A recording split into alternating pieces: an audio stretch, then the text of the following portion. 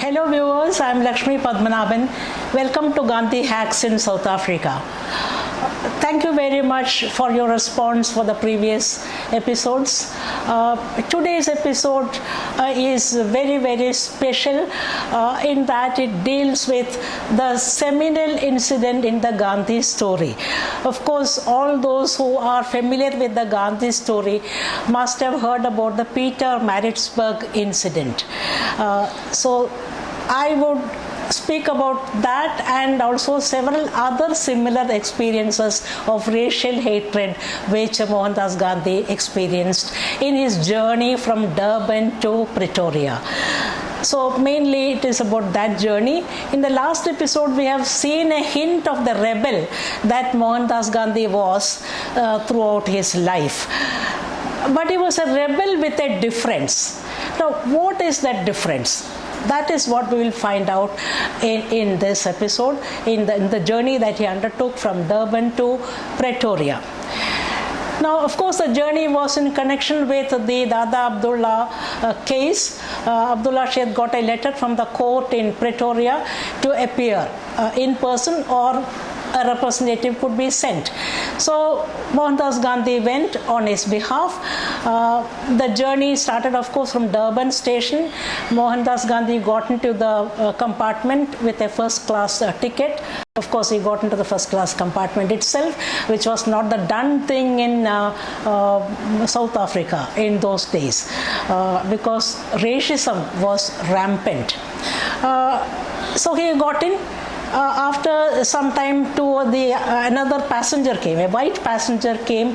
He looked him up and down from head to toe and noticed something different. Here is a guy who does not belong to us. He is colored, black. He should not travel in this, he thought to himself, and he left the compartment and brought two officials with him.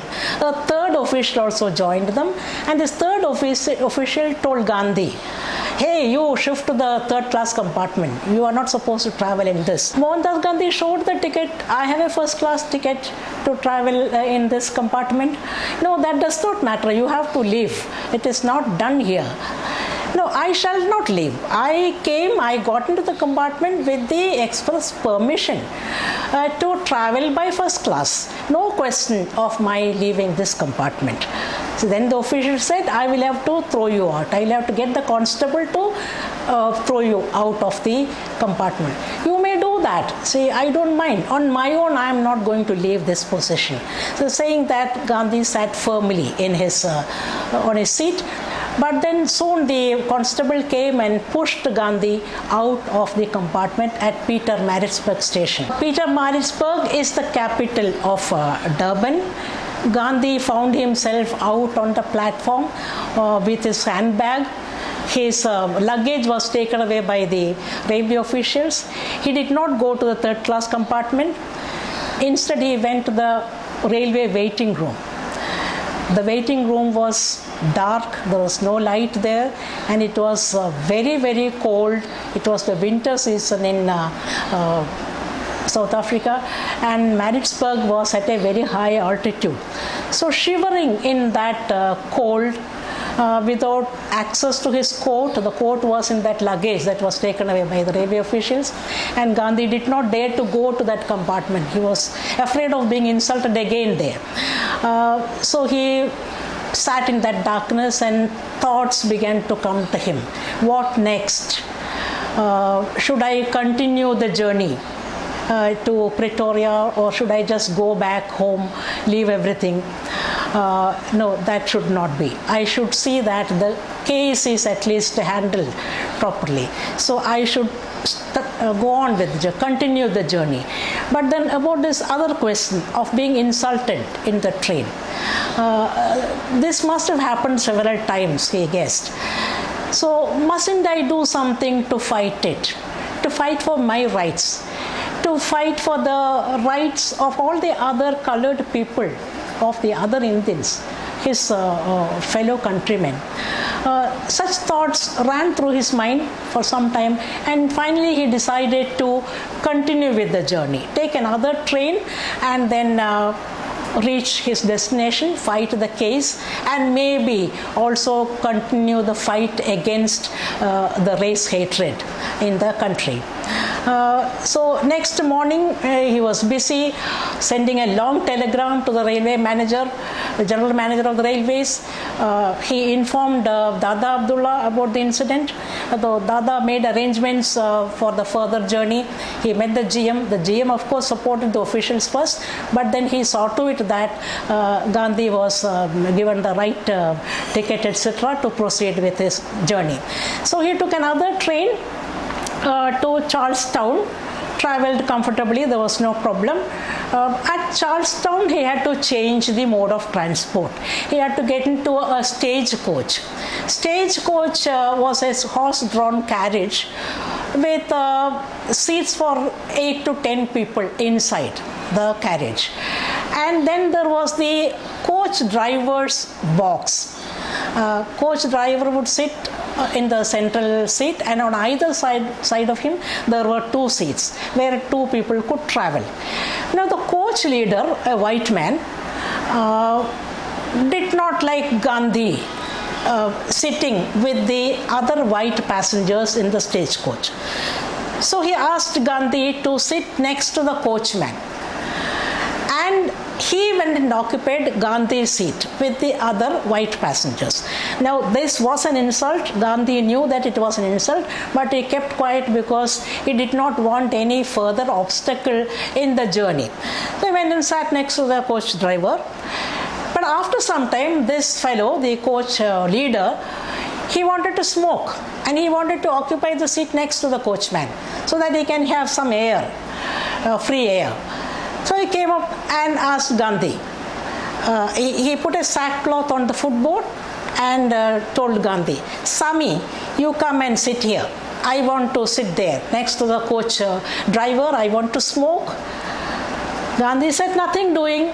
It was you who made me sit here.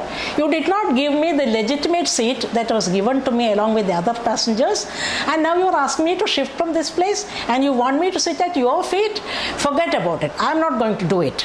Now before he could complete this, the coach driver boxed Gandhi's ears, was upon him actually, was trying to pull him down from his seat.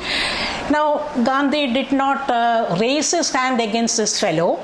He hung on to the railings, did not budge from his seat, refused to get up from there.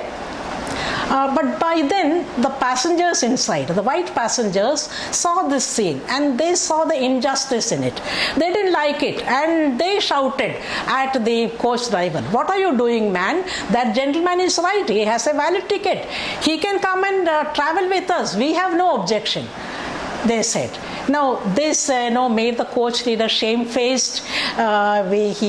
He had to back down from his attempt at attacking Gandhi, and then even then he was not prepared to make Gandhi sit with the white passengers. What he did was he made the black servant who was sitting on the other side of the coachman, asked him to come and sit on the sackcloth on the footboard, and made Gandhi sit there near the coachman, and he occupied the other seat and started smoking. Now the journey went on up to Standerton. From Standerton, another coach was to be taken. Of course, Gandhi informed the people about this insult also. One thing that we notice about Mohandas Gandhi as a young man was that he was very prompt about such things, about responding to situations, about informing the right people, about raising his voice against any injustice anywhere.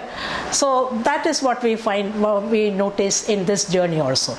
So he made all the proper reports, gave information to people who could do something about it. Again, the next journey, again by coach from Standerton to Johannesburg was arranged. It was a much bigger coach, and the coach leader was not rude like this fellow. The journey went on. Now at Johannesburg, he got down and he had to stay the night in a hotel, but the hotel manager again refused to give him a room. Politely he said that there is no room. Actually there were rooms, but since he was a black man, he was a colored man, he was not given a room. So Gandhi knew it and he had to find accommodation elsewhere with some other Indians. And the journey next day was again by train. It had to be first class ticket. He was very keen on getting. Now he took it up as a challenge. First class ticket being denied to Indians, not given to Indians. Even if they had the first class ticket, they were not allowed to travel first class. This he had seen in his own experience. So the Indians there who had put him up, they said that you might not get a first class ticket. But Gandhi was absolutely bent upon buying a first class ticket. So what he did was he sent a note to the station master and then he went in person. I want to take the ticket in person. And the dress again. He dressed like a paka Englishman and then went there and spoke in excellent English to the station master. The station master had to give the ticket. And the station master said, see, I am a Hollander, not a Transvaaler. No, Transvaaler means with all the racist baggage with him. Hollander means he is coming from Holland, that is from the Netherlands. He does not have some of the prejudices of the Transvaaler. That is what he said. But at the same time, he told Gandhi, if some problem crops up within the train, if the railway guard comes and disturbs you, then please don't drag my name into it. See, I might get punished. I might have to face consequences. So Gandhi agreed. And so he got the first class ticket. The other Indians were amazed that he was able to manage this. And got into the first class compartment. Again, as predicted by the Indian friends and as, feared by the station master himself, the railway guard came and asked him, why are you sitting in the first class compartment? You shift to the third class. Again, it was the other passengers, the white men who were sitting there, who came to his rescue. See, he has a valid ticket, first class ticket. Where is there any problem in his traveling with us? We don't have any objection. So again, Gandhi could continue with his journey in the first class compartment. Again, he had to go down at Johannesburg. From there to Pretoria, he had to travel by train. At Pretoria, he got down and again he had to be put up in a hotel. A black American helped him locate an American hotel, a hotel run by an American. The American's name was one Johnston. Now Johnson was prepared to accommodate him, but on one condition. Mr. Gandhi, you should be eating your meals in your room. You should not be sharing the dining room with my white guests. Saying that, Standerton left and Gandhi said, okay, anyway, it is only a question of one night. But soon this Standerton came back apologizing profusely to Gandhi. I am so sorry, Gandhi. My white guests have no objection to your eating your meals with them in the common dining room. So that was it. So Gandhi could stay peacefully. And what we notice in all these instances of racial hatred, we also notice that all white people were not racist. You also see a difference. All those who represented authority, whether it was the railway guard or whether it was the constable or any official, they all represented the official authority in Natal or in the Transvaal. And you find the ordinary people, the ordinary white people, they had no objection. They had no racist attitude at all. So this provided a ray of hope for Mohandas Gandhi, and you find him making use of this aspect of the white people's character. that some of them really believed in justice, stood up for it, raised their voice for it, was a very hopeful sign for Gandhi. So this is very long journey, actually prolonged journey. It was not really all that long, but because of the obstacles along the way, it became much longer than it was expected. He ended up finally in Pretoria. So what happens in Pretoria, whether Gandhi was able to function well, perform well, shine in all the tasks that came to him, we will see in the next episode. Please do listen to the entire episode. Thank you very much for patiently listening to me so far. We'll see in the next episode.